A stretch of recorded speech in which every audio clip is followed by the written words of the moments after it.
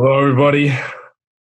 It's Jordan Cameron, your host, and I have one of the hottest heels out there today. One of the face of freelance wrestling. Not one of the face. The Do fa- better. The face of freelance wrestling. Trevor Outlaw. Trevor, how are you? I'd do a lot better if the introduction wasn't so mids, but you know what? It's early. I'll let it slide. Okay. Well, I appreciate that. So let's get right into it. You just got announced for the Young Lions Cup.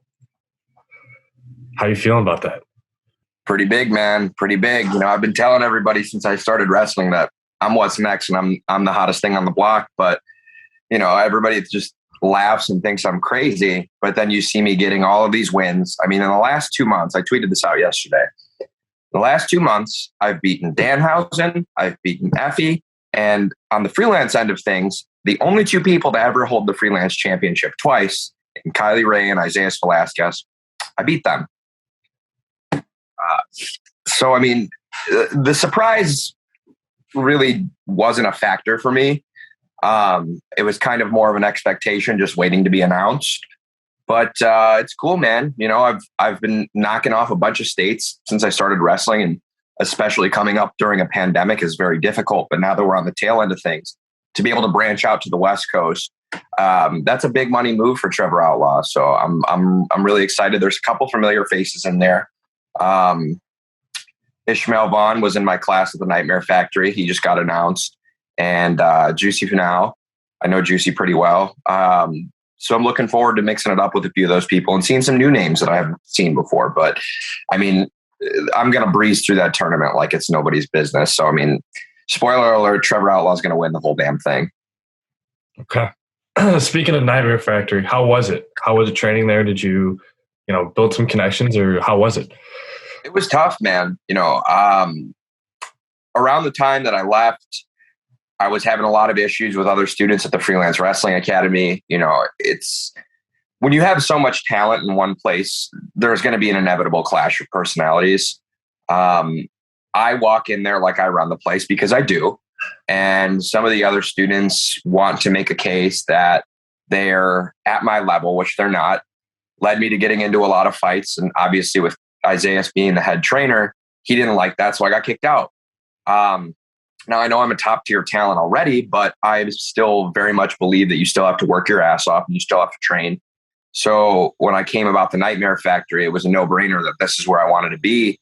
I had a couple of kids in the class that I knew, but I mean, it was one of the hardest things that I've ever done physically, mentally. It was just very demanding. I do feel like my time that I was out there sharpened me a lot as an athlete.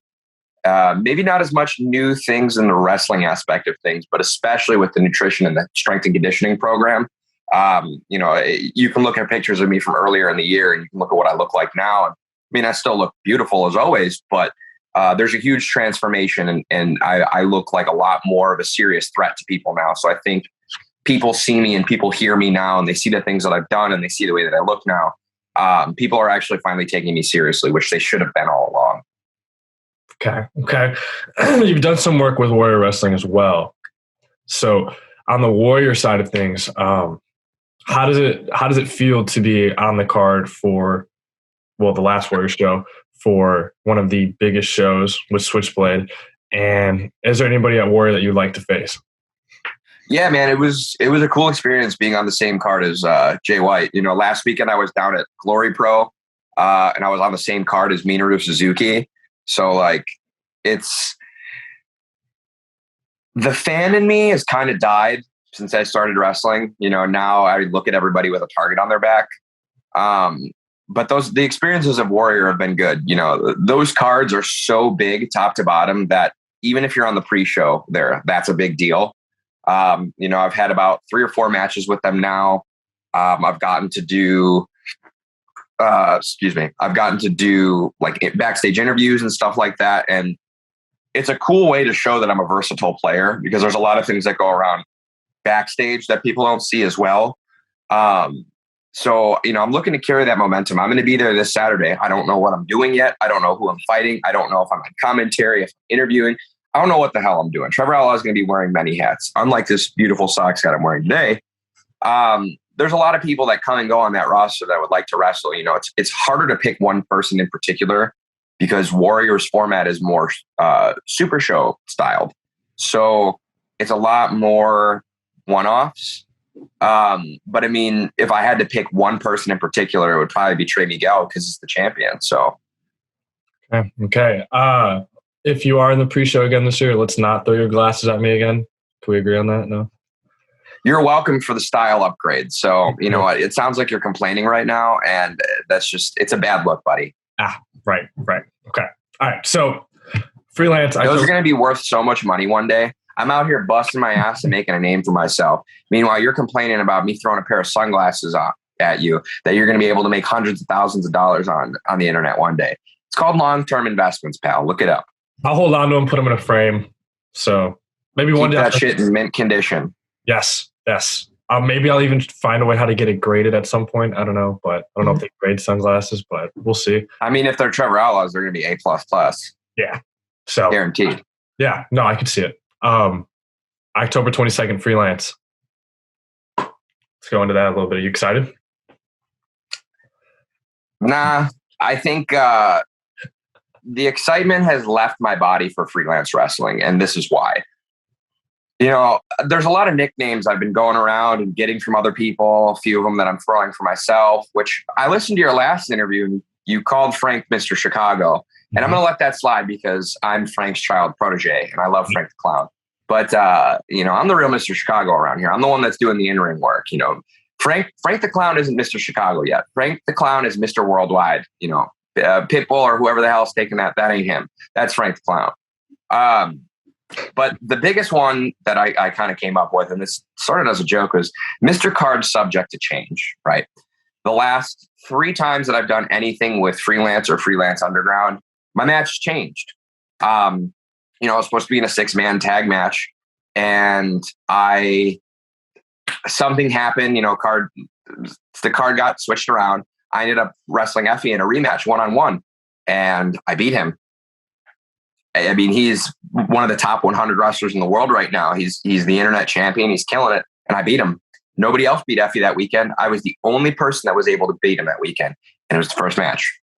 The next weekend, we fast forward to the freelance show at Logan Square. First time back in over 18 months. You know, that crowd has not seen me before. If they had, it was one of my first matches on like the pre-show.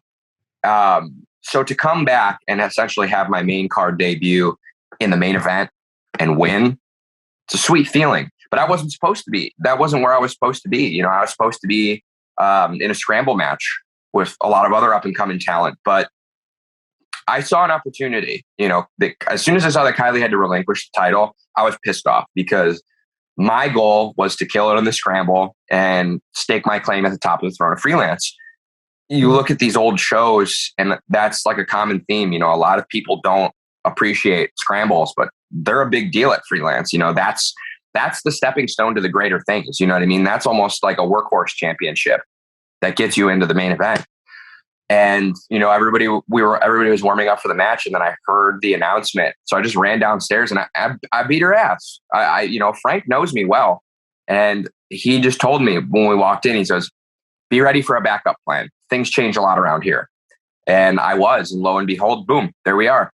I don't know who I'm wrestling on this show next week or in 2 weeks from now. I can't even keep track of all these shows. I don't know who I'm wrestling on the 22nd, but what I do know is, you know, Frank the Clown is front and center on the poster. It's his show and I'm his guy. You know, I don't know where Rob's been. Robert Anthony's been MIA, but you know, he's one of Frank's guys too, but I'm the one that's been showing up. I'm the one that's been showing out. So whoever they put me up against, it's not going to be a challenge. You know, I've proven I can go against the best in the world. I've proven I can go against the top people on your roster. What are they going to do? Bring me some backyard freelance OG to fight? Like, no one's going to stop me. It doesn't matter who you put me in there against. But, you know, I'm stoked to be back in Logan Square. You know, I feel like that's where I'm really in my element. But I mean, in terms of like who I'm fighting or the show itself, I could care less. With Frank, do you feel like he's elevated your game and taken you to a different level? 100%. Frank saw something in me that very early on that others were just too they would just look past, like, oh, he's too young, or he's too new, he's too green. Frank saw through that shit right away. When I met Frank at first, I did not like him. It goes back to what I was saying earlier about, clashes of personalities. The big thing happened with the confetti cannon, and I thought that they were pranking me at first, but, he saw what I did with that. And instead of running like a dog with my tail between my legs, I took that momentum and ran with it. And he saw that. And not only did he apologize, because it was genuinely an accident. He had never used that brand of confetti cannons before. But he saw that, I'm going to take the hits on the chin and I'm going to spit it right back in your face. And he likes that. So now, we fast forward to a year later, Frank the Clown and I are planning world domination. Right now it's just Zello and freelance, but I mean, we've got some things in the works where we're going to be showing up in some other places. And, Frank has a lot of connections. Frank has more connections than I do, but I handle the in-ring aspect of things. And I know that I can hold my own in there. Frank doesn't have to do a lot of work when he's with me. Frank just has to, for lack of a better phrase, stand there and look pretty. And I think Frank enjoys that because he knows that he's got a guy that can get in there and get the job done. But he also knows that I have that star power. So being in there with him, it gets me in front of the right eyes quicker. And any hesitations about how long I've been wrestling gets thrown out the window because people just see, if Frank the Clown is backing this guy up, maybe we should give him a look. And now it's becoming to the point where it's, oh, he's not just good for 2 years in, he's good, period. So I knew that, but I know how this business works. It doesn't just, you can't just be good and get an opportunity. You have to know people. So the way that Frank has elevated my game has been tenfold. You're seeing me in main events. You're seeing me debut in more places. I'm going across the damn country now. And I owe all that to Frank the Clown, man. So with Frank elevating you and you going to different places, is there a place that you have not been yet that you'd like to go and wrestle at? Yeah. Locally, I really want to knock AAW off my bucket list. I've wrestled in all of the major companies in Chicago. All of the venues that I've wanted to wrestle in, I've gotten to. Berwyn was a big one. I main evented that one a few weeks ago as Vic Capri. But Bourbon Street, man, Bourbon Street is where I saw my first independent show when I was younger. And I don't hold a lot of sentimental value to things, but that's something that I want to cross off the list. But there's a lot of places across the country I want to go, man. Up on the Pacific Northwest, Defy is a great company that I would love to work for. Down south in Florida, Fest is one that's really good. Frank's living out in Florida now, so that's a prime market for us to get into. Over on the East Coast, you have Limitless, Enjoy, and these are just the few that I could think of off the top of my head. But another really big one, New Texas Pro, man, they're killing it right now. They have such a great roster of talent, a lot of it which is homegrown. I mean, they'll bring in like a name or two every now and then, but it's mostly homegrown guys, and they're making a lot of buzz. Somebody I see off that roster, and not to, go for the head honcho right away, but, I look at Brian Keith, man, that guy is so good. And on top of that, I'd like to think that I have the best entrance music in wrestling with Billy Squires, The Stroke. But I mean, brother, he comes out to Still Tippin' by Mike Jones. Like, I don't know if I'm allowed to swear in here, but I'm going to do it anyway. That's the coolest shit ever. Like, there's something about that guy. I'm just like, oh my God. But other than that, not to get too carried away here, we have a lot of places in mind that are on our world tour map that we're looking to conquer, but just a few off the top of my head that I could think of. I'd figure a name off for you. Okay. I appreciate that. Where does Trevor Outlaw go next? Where's your goal? Like at the end of 2021, do you see yourself somewhere? Where do you go next? A lot of people are getting signed up and snatched up a lot quicker than others would have. I know that I'm going to be on TV sooner rather than later. It's a matter of when, not if. But I have so many things on the independents that I want to do first, just places to go. I want to travel a lot more before I get signed up anywhere. I know that if I go into a company alone without Frank, or just by myself in general, they're going to do the same corporate spiel that they do to everybody. You're the new kid on the block. You got to start all over from ground zero and work your way up. I don't, no. I've already paid my dues. I've already dealt with way more than a lot of other people need to. When I sign anywhere, I'm going to be a top name. And I think if I use maybe the next year or two, I mean, let's be realistic. It's probably not even going to take another year. I think at the end of 2022 will be a better time for that discussion of like, where would I want to go? Where do I want to see myself on TV? You know, the first half of 2021, there wasn't necessarily too many places to travel to. COVID was still tight, but now it's where I'd like to think we're on the home stretch of things, so that next year I'm going to really, really hit the ground running with new places to go and travel. But I look at a guy like Ethan Page, for example. You know, he'd been on the Indies for years. You know, he was on TV with Impact, but, you know, he signed into AEW and he was already a top name. Like, he's a made man. You know, he's got Dan Lambert managing him. I just think I need a little bit more time to do my own thing. But the biggest thing on my bucket list, the biggest goal that I have in this entire business, I'm going to be a freelance world champion. It's another thing that's not a matter of when, it's when. You know, the first day I walked into Freelance Wrestling Academy, I told Isaiah, I looked him dead in the eye. I said, I'm going to be the first person that is homegrown from here to hold that championship. And, you know, the Bang Bros have a case for becoming the tag champions. I do think that those two are one of the best tag teams in the Midwest right now, despite how much I hate Davey Bang 90% of the time. But I'm going to get that world heavyweight championship before anybody else does. And it's going to stay with me until I decide that I don't want it anymore. Nice. So you've beaten Effie, beaten Danhausen, Kylie. Who's on that tier right now besides Isaiah? But is there anybody else that you're like, I need to knock him off right now? Yeah. So, I mean, I'm at Freelance Underground. I've got some beef with Dan the Dad. You know, I don't do well under authoritative figures. You know, this man tried to sun me and I wasn't having it. And then I got knocked out by Darius Luttrell. And then Dan starts flirting with my mom and my mom turns on me. I have not spoken to my mother since June because of this. She's come to the shows and, you know, she's heckled me and she's tried to interfere. But Dan the Dad is that one that's really a thorn in my side right now. But there was a photo that was circulating around the internet maybe a year or two ago. And it was like all the top indie guys, Alley Cat, Effie, Dan the Dad, Danhausen, and Warhorse. And one by one, I'm going to cross them all off. Warhorse is somebody I really want to get in there with. You know, I think his presence is very intoxicating, and Trevor Outlaw likes star power. So that's somebody I could dance around with, but I would just cut his head off like a snake afterwards. Alley Catch, on the other hand, you know, she is seriously stepping up her game as a technical wrestler. I mean, I'm watching her kick Warhorse's ass and I'm living vicariously through her right now. But those are a couple of the guys on that side of things. But other than that, you know, I don't really look for like people too much that I want to take out, more so than positions of power and titles.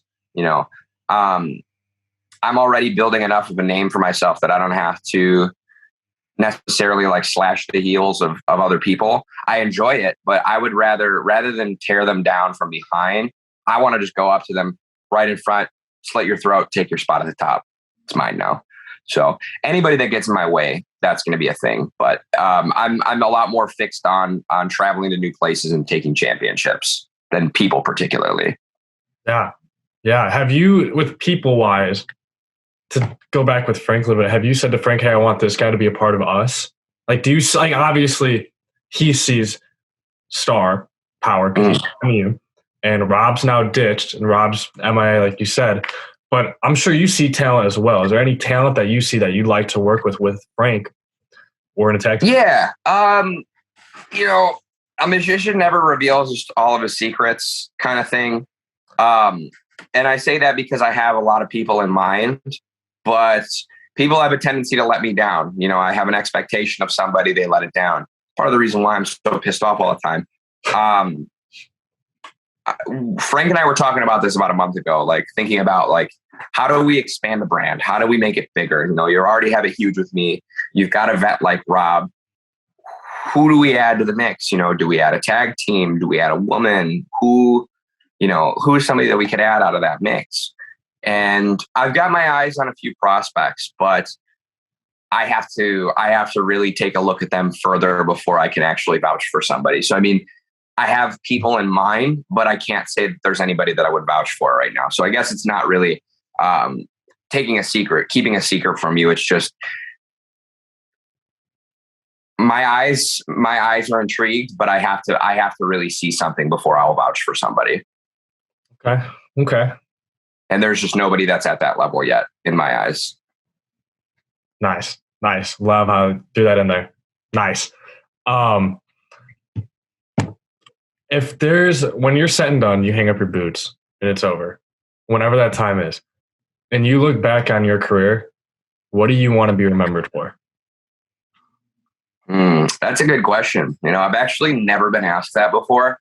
And I feel like that's something that more people should ask me. You know, I always get all these dumb questions. I mean, you got a couple stupid ones in there, but that's a good one. When it's all said and done, I want people to remember me for not taking shit from anybody. You know, this is such a brother respect business. I don't respect anybody, and I haven't since the day that I walked in. And I want to show people that I can carve my own path just by being great. And maybe morally people don't think I'm a great person, but you know what? Being an asshole is marketable, man. You know, this is who I am. You know, all these people put on this face paint and this charade of, you know, somebody who they're not. I've been 100% unapologetically myself from the start. Maybe my parents didn't love me enough as a kid. You know, they never took me to Disney. There's a lot of reasons why I'm always pissed off, but I want people to know that Trevor Outlaw was exactly what he said he was. I was a star from day one until the end. And, you know, if people like that, cool. If they don't care, as long as I'm etched into those bastards' brains, I win. You know, my whole thing is ruining people's days, man. If I could ruin a child's day, great. Dude, that's a great answer. Like I said, 100% myself. You know, all these other guys, I want to go down as the greatest world heavyweight champion of all time. Now I'm going to do stuff like that, man. I'm not even tripping about that. You know, it's not enough people are being remembered. You know, there's too many people that are gift wrestlers. And, you know, Frank and I think this is why we get along so well. You know, Frank the Clown doesn't do moves. Trevor Outlaw's got a good move set, but we make moments.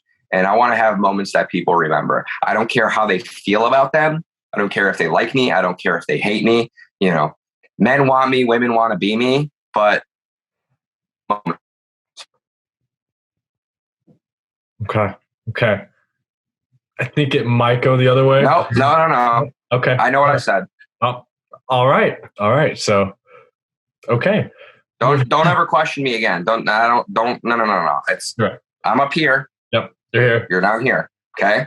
Know your role, brother. Not going to steal the rock shtick, but know your role. Hey. All right. So, is there any type of matches that you want to be involved in that you haven't been involved in yet?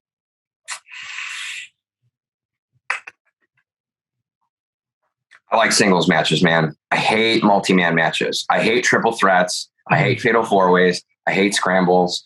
I don't like sharing the spotlight with people, man. It's so like, it's just, ugh. You know, and it's everyone's trying to get themselves over, and I'm already over, but it's like, ugh, cringeworthy. I guess like if there was any like crazy match stipulation I would want to do, and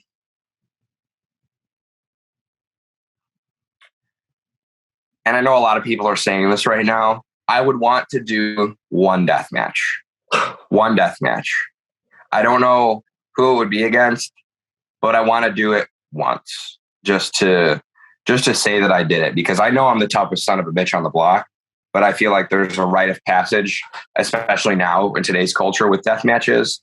I would do one, but you would have to pay a lot of money to do it, like a lot of money. Okay. But I'm curious. I'm crazy. I like hurting people. I don't like getting hurt, but I do have a pretty high pain threshold. So, and I think a pair of snow leopard tights covered in blood. I mean, people love that shit, man. Makes money. Yeah. Yeah. Dude, let's see it. Let's see it happen at one point. So I guess you're all over the independent scene. What makes the indies so special right now in 2021? Because it feels like this is the hottest time of wrestling right now for the independents. So what makes it so unique and special? Well, one, I'm on them. So, I mean, that's already that's kind of a given answer, though. I think we already knew the answer to that. I think the biggest thing is, you see all these guys getting let go from WWE, and there was a stigma before, be like, oh, this guy sucks ass. He just got fired. Like, no one's going to use him. But that stigma has changed. There's a lot of good people that are leaving, and AEW is doing a really cool thing where they're letting people go out on the independents. And not only does it help bring other talent up and bring that resurgence up, but it's a good look on their brand too. It's free marketing. There's people that watch the indies that do not give a shit about WWE. They don't give a shit about AEW. They don't care about any of these big companies. They just like their podunk indies. And the indies aren't so like hot dog and handshake anymore. Everybody's making money. And when people are making money, it's a good thing, man. I don't want to see anybody succeed over me, but I do want to see everybody in this business make money, because we're putting our bodies on the line all the time. There's so much work that goes into this, not just on the match side of things, but all the training, all the nutrition, all of the things that you have to do to make it to be successful in this business. It's good to see that there's a return on that investment. But I mean, I just think it's awesome that there are so many people that are, on television that are like, no, I want to go do the indies. So it's the way that the business has modernized itself is very unique, because you look at like the internet, for example, too, like everybody's watching stuff on the internet. Everybody's streaming. People don't watch cable anymore. It's like getting signed to a contract and being on TV is huge. It's a big deal. It's a major milestone in somebody's career. But to see that there's guys that want to leave and go on the indies, and seeing how much money is being made on the independents, like, I think that the level of star power crossing over on the independents more is really what makes it so unique. And I mean, I hate the son of a bitch, but I mean, I got to give Effie credit, man. Effie's probably the biggest star on the indies right now, next to myself. And everything that he's doing with how he does his Twitch streams, with, the wrestling is gay stuff. I mean, it's miraculous. I've seen some of the numbers that this guy does, and I'm just like, TV's not the future anymore, man. And it's cool. It's cool to like independent wrestling. You can people used to be like closeted wrestling fans. Like before I started wrestling, like I didn't like a lot of people that was into wrestling. Now, like, I'm going to bring the baddest senorita that I see on the street and be like, hey baby, let's go to an independent wrestling show. Cause it's cool now. We're not seeing the 10, 20 million numbers that we were back in the 90s before our times, but like wrestling's dope again, man. Like, people like wrestling. Yeah. It's cool. Yeah. No, it is cool. It's a great time to be a wrestling fan. I know you've got so much going on. So yeah. Why does it feel right now that almost like you've got New Japan too over there, but like for the indie guys, a lot of guys aren't really going to New Japan right now, or like they're not going overseas? Is that obviously because of COVID too, but do you think that once like things start opening up, maybe we'll see you overseas doing some stuff over there as well? Yeah, that's a big goal of mine. Before I started wrestling, I was like, oh, I'm going to do this, and that. And like New Japan was the place that I wanted to go.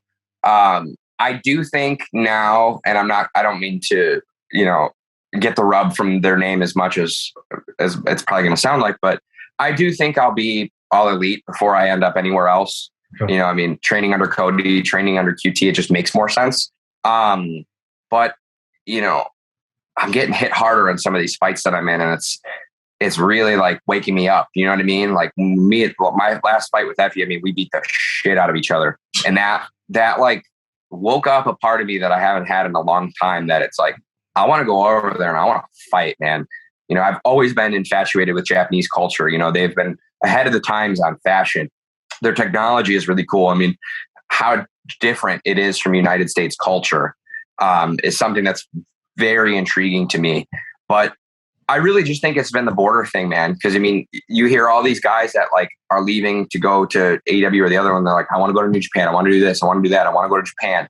Japan is a constant thing that people are bringing up. I just think it's just too difficult right now. With you get there, you got to quarantine for 2 weeks, then you can work, then you got to quarantine for another 2 weeks before you come back.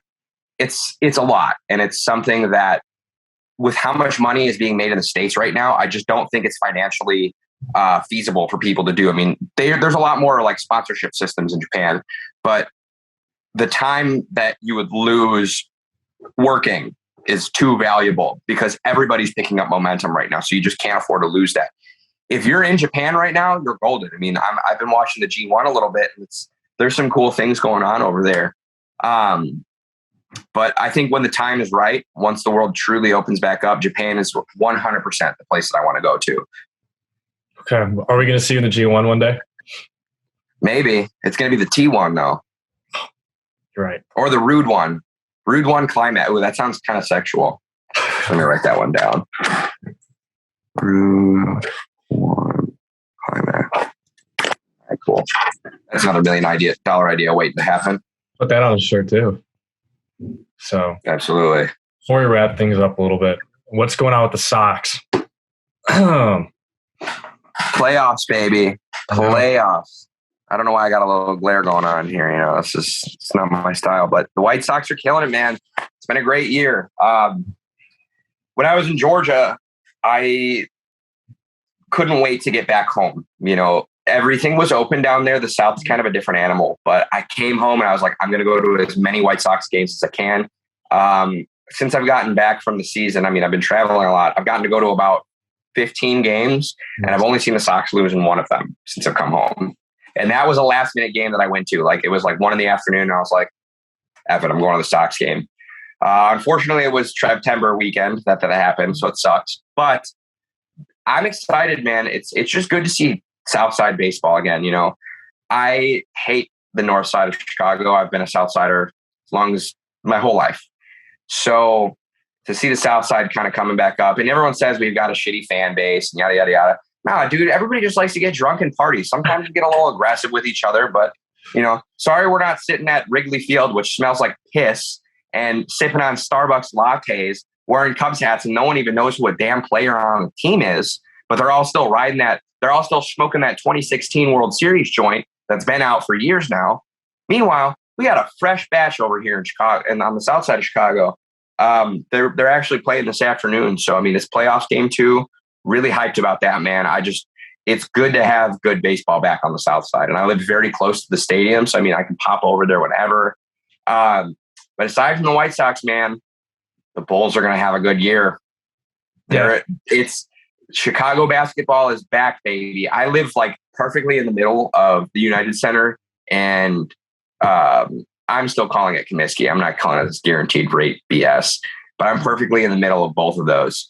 And it is so exciting to have good sports back.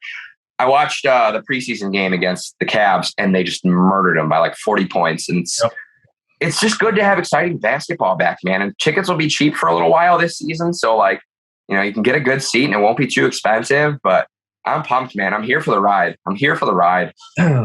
We've got Bulls basketball, Chicago White Sox baseball, maybe the Bears. I don't really want to hop on that train yet. I don't think it's going to happen. You know what? I ever since the Super Bowl, what was that? 2006, I think. I've given up. The Bears are such a damn disappointment, and now they want to move to Arlington Heights. I'm not going out to Bougieville to see those bozos get their ass kicked. That ain't happening. No siree. I was like, good, get them out of here. I know the Chicago Fire's taking over there, and that's cool. So, you know, kudos to them, but I just, you know, I got my 2 teams. I got my Sox and I got my Bulls, and that's all I've ever needed. Nice, dude. It's going to be a good year for sports for sure. That's for sure. Yeah, absolutely. You know, it's the first, like, we kind of got those glimpses of people being back there, but I feel like this season coming up, everyone's going to be back. It's just finally having some sort of normalcy again is good, you know, and it's a good time too, because all that time that we couldn't go, like, the teams kind of sucked. So now that they're good, man, like, I personally believe the White Sox are going to the World Series. I know it's early, but I genuinely believe they're going to do it. They're scoring so high this season. It's, man, I'm getting goosebumps just thinking about it. Not a lot of things get me giddy. You could tell me something about wrestling, and I'm like, I love it, and I love wrestling. But man, my White Sox, dude, I've got hair standing up on my arms now. I'm so excited about it. Yeah. Congratulations, you're the first person to catch me in a good mood on an interview. Even though you heckle me a lot at shows, you're always getting up in my face. I will say, got to give you credit where credit's due.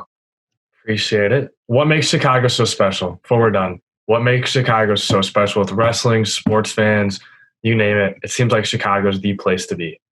The food. I mean, for me, I'm a fat kid at heart, man. I know I look like $1 million, but the food, brother. Kuma's Corner, got to put that over as the best burger joint in the entire Chicago area. Don't care what anybody else says. I like deep dish pizza. I only have it once in a while, but I know a lot of people say it's a touristy thing. Nah, it's good. Okay. If it's out here, it's around us. You know, this is our thing. Like, people deny it, and it's mostly Northsiders that deny it. You know, it's these damn Northsiders that hate everything. But there's just something about the energy in Chicago that's just great, man. The air smells terrible. The water is dirty as hell. You'll probably get E. coli or salmonella. But you know what? Everyone's just out having a good time. And if you don't like something, someone's probably going to punch you in the face, or someone's going to call you out on your shit, or someone's going to take your breakfast out of your hand on the CTA. And I just love that. You know what I mean? It's like, it's a dog-eat-dog world out there. And here in Chicago, everybody has learned how to thrive off of that. And, you know, on top of that, I mean, this is the mecca of professional wrestling. Like, all of the guys that I met at the camp, they're like, dude, you're so lucky to be from there, blah, blah, blah. I'm like, hell yeah, I am, because it's awesome here. There's so many major things going on in our city alone, but to get to other states, you know, to go to other places and work around the Midwest area, it's like, it's the perfect place to be. Yeah. Yeah. It's awesome. So that being said, I cannot thank you enough for coming on here. Yeah. The pleasure's all yours. Yes, it is. It's all mine. I appreciate it. I will see you next weekend at Warrior, and then at Freelance. We're front row for Freelance. So attaboy. If I see you in a Cubs jersey, though, I'm going to smack the living shit out of you. You know that, right? I mean, I was wearing one at the Fan Fest, but it's all right. Don't let that happen again. You're right. Mistakes are made. I will not make mistakes anymore. Did you learn your lesson? I did learn my lesson with KUWTI. All right. You're still a bozo until I see you next. You still got that shit stamped on your forehead. But you know what? You have a chance to redeem yourself. You asked some good questions today. I normally hate doing some of these interviews with people because they usually just mark out for me, but you conducted yourself well. You had some good questions. So congratulations. I appreciate it. That compliment means the world to me, especially coming from you. So they don't come out often. So really relish in that. I know I just made your 2021. You're welcome. I might get it tattooed right here too. Who knows? So I got a guy if you need good ink. So, oh, maybe. Yeah, there we go. Maybe I'll get maybe I'll get one on my back. Put your face right on my back. Every time you come out, you can sign it. Yep. All right. I appreciate it. Thank you so much, man.